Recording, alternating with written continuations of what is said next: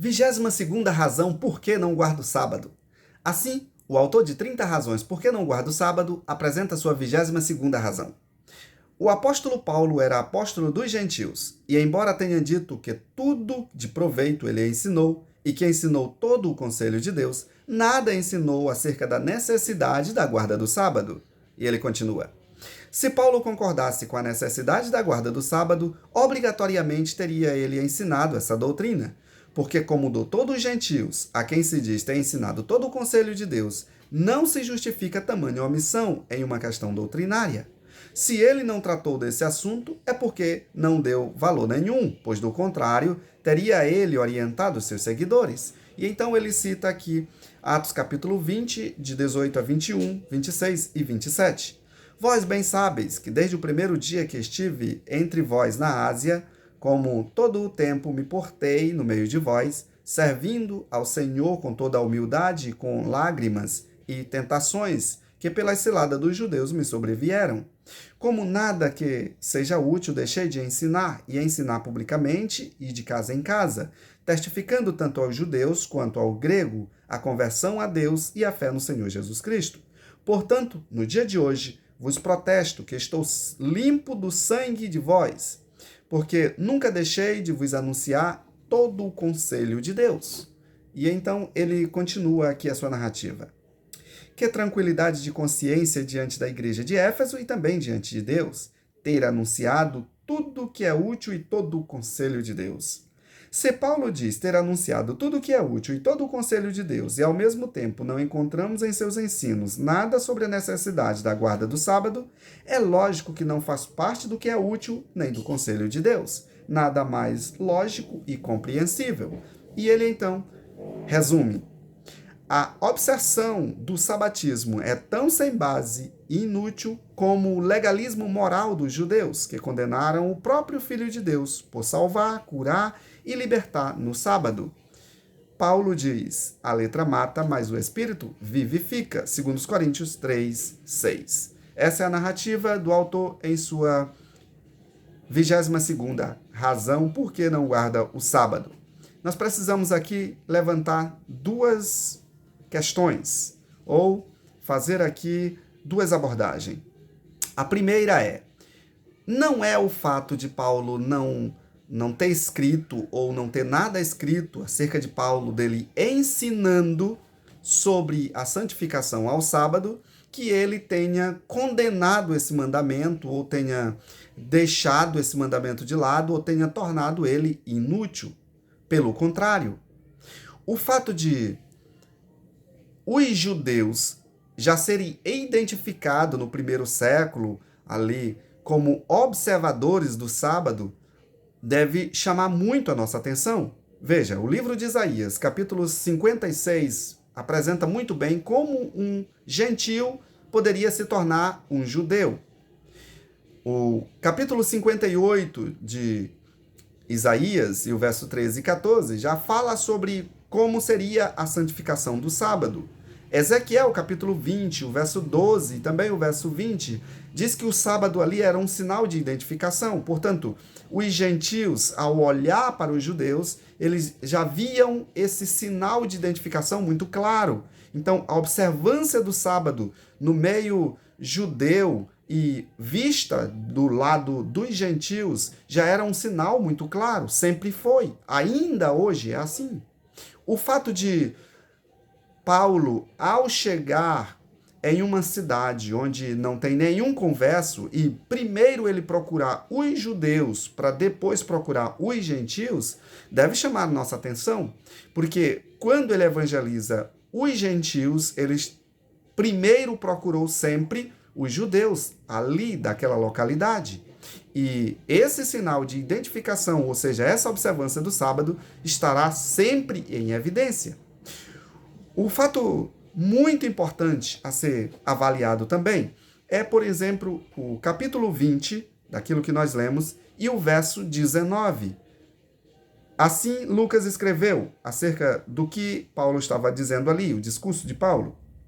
Servi ao Senhor com toda a humildade e com lágrimas, sendo severamente provado pelas conspirações dos judeus. Veja, Paulo estava ali dizendo para os presbíteros, né, para os cristãos de Éfeso, no momento da sua partida, que ele sempre foi motivo de observação pelos judeus, porque os judeus estavam o tempo todo ali, né? Os judeus estavam o tempo todo ali buscando alguma coisa em que ele estivesse falhando. O fato é que se Paulo tivesse, de alguma forma, falhado, principalmente com a observância do sábado ou com o ensinamento sobre a observância do sábado, é claro que ele não poderia falar o que falou a Festus, por exemplo. Nós vimos isso em Atos capítulo 25, quando Paulo apresenta a sua defesa diante de Festus, ele fala, Atos capítulo 25, verso 8, nada fiz de errado contra a lei dos judeus, observe bem, nem contra o templo e nem contra a casa de César. Se Paulo tivesse deixado de ensinar a doutrina do sábado, ou se ele pelo menos tivesse dito que o sábado não devia mais ser ali observado, como ele chegaria aqui e apresentaria uma defesa de que ele nunca fez nada de errado contra a lei dos judeus? E veja, isto acontece em uma sequência muito lógica, porque Atos capítulo 20 e os versos 13 em diante, Paulo está se despedindo do povo de Éfeso e está indo para Jerusalém. Isso acontece lá pelo ano 57 da nossa era cristã. No ano 58 ele chega em Jerusalém e é preso. Está lá no capítulo 21 do livro de Atos. E aqui já é por volta do ano 60, quando ele apresenta a sua defesa tanto a Festus quanto também ao rei Agripa. Assim, nesse contexto aqui, Paulo está falando que tudo que ele ensinou, tudo que ele fez, todo o conselho de Deus que ele tinha apresentado, com certeza estava ali o ensinamento acerca da santidade do sábado aos gentios. Quer ver o outro fato muito interessante que precisa ser levado em consideração? É o que Tiago escreve em sua carta. A carta de Tiago é a todos os cristãos, inclusive aqueles de Éfeso. E Tiago 2, nós podemos ler a partir dos versos 10 em diante, ele diz assim, ó: pois quem obedece toda a lei, mas tropeça em um ponto, torna-se culpado de quebrar toda a lei. Que lei ele está falando? Ele está falando da lei da liberdade, que ele mesmo vai dizer no verso 12. Para que essa lei seja bem identificada, o verso 11 diz assim, ó: pois aquele que disse não adulterarás, também disse não matarás. Quem foi que disse não adulterarás, não matarás? Quem que escreveu isso? Moisés? Não. Foi Deus com o seu próprio dedo nas tábuas de pedras que ficaram dentro da arca. Ali está o mandamento não adulterarás. Este é o 7º. E o 6º é não matarás. E Tiago faz menção desses 2 mandamentos. Só que aqui ele diz que você não pode tirar um e deixar os demais. Então eu não posso tirar o 4º e deixar o 6º e o 7º. Eu não posso tirar o 7º e deixar o 4º, o 3º. Entende? Eu não posso mexer na lei. O verso 12 é bem explícito quando ele diz assim, ó: falem e hajam como quem será julgado pela lei da liberdade. Qual essa lei? Volto a repetir, aquela escrita pelo próprio dedo de Deus. É disso que Tiago está falando. E ele diz ainda que o Senhor é misericordioso, mas ele agirá com justiça. Eu fico impressionado como pessoas que apresentam a guarda do sábado como algo passado ou que não tem nenhuma validade, nenhuma necessidade, como o autor apresenta aqui, a guarda do sábado como nenhuma necessidade diante de nós. Eu não vejo ele apresentar também o 1º mandamento, o 2º mandamento, o 3º mandamento, o 5º mandamento, o 6º mandamento, o 7º, o 8º, o 9º, como algo que já tenha passado.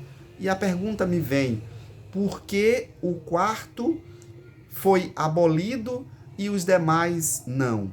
por que a necessidade de se observar os outros 9 e esse quarto não? Me soa assim muito estranho esse fato, o que me leva a ter mais uma consciência de que existe uma conspiração contra o quarto mandamento. Que conspiração é essa? É a pergunta que me fica na mente. Quem é o autor desta conspiração contra o quarto mandamento? Porque os apóstolos não eliminam esse quarto mandamento. E o fato de não ter nenhum deles escrevendo como deve esse mandamento ser observado aqui no Novo Testamento, me chama a atenção muito pelo que ele já era observado e a forma como ele já tinha sido bastante ensinado no Antigo Testamento, que inclusive era a Bíblia dos apóstolos. E Pedro, né, na sua segunda carta, ele deixa uma coisa bem direta, ele dá assim uma direta quando ele fala sobre a observância de toda a Bíblia, a observância daquilo que eram as Escrituras Sagradas.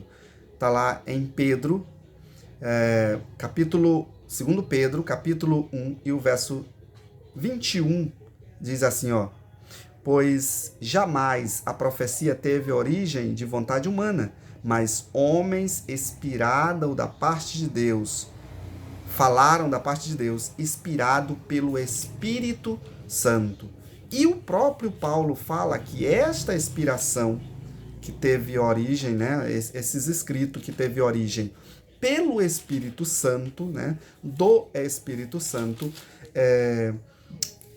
ele deve ser observado por cada um de nós. Isso está em 2 Timóteo, capítulo 3, e o verso 16. Ele diz: toda a Escritura é inspirada por Deus e é útil para ensino, para a repreensão, para a correção e para a instrução na justiça. Portanto, o que ele tenha apresentado aqui como o conselho de Deus, a instrução de Deus, o que quer que Paulo tenha ensinado, ele ensinou das Escrituras. Ele ensinou do Antigo Testamento. E se no Antigo Testamento a observância do sábado, a santificação do sábado está tão explícita quanto em todas as outras partes da Bíblia, claro, Paulo, aqueles que não observavam ou que não sabiam observar o sábado, eu tenho certeza absoluta que ele orientou quanto à observância do sábado. E aos judeus ele não precisava fazer isso. Lembre-se, ele orientava, ele evangelizava os gentios, partindo dos judeus. Chegava em uma cidade, ele procurava os judeus. E ali, ao se reunir com os judeus, os gentios começavam também a se reunir junto. Portanto, os costumes dos judeus, com quem ele estava orientando e falando sobre o evangelho de Jesus Cristo, eles já tinham o costume da santificação do sábado e os gentios vinham apenas se adaptando a este costume aos judeus. É assim que eu creio, é assim que eu aceito e, portanto, continuo a entender que a observância do sábado foi observada pelo povo do Antigo Testamento, pelos apóstolos e continuará a ser observada pelos filhos de Deus até Jesus voltar. Aliás, não até Jesus voltar, mas até o novo céu e a nova terra. Porque Isaías, capítulo 66, os versos 22 e 23, ele diz que no novo céu e na nova terra, ou seja, depois que a terra estiver restaurada, ainda assim iremos tirar o sábado para adorar o Senhor Jesus.